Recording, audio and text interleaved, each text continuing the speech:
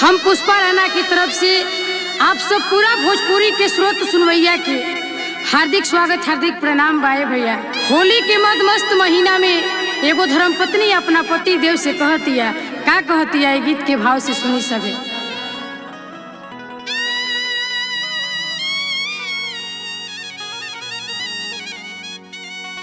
हम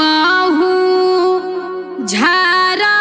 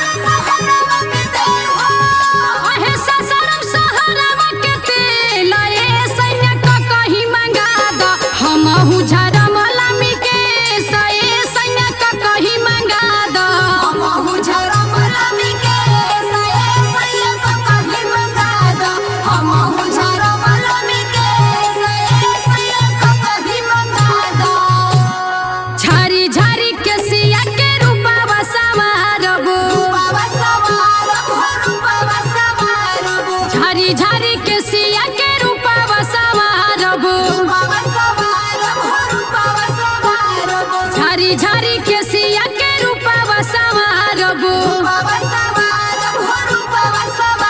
या होलिया में करना झमेल हो या होलिया में करना झमेल ए सैया को कहीं मंगा दो हमहु झरा बलमी के सैया को कहीं मंगा दो हमहु झरा बलमी के सैया को कहीं मंगा दो हमहु झरा बलमी के सैया को कहीं मंगा दो हमहु झरा बलमी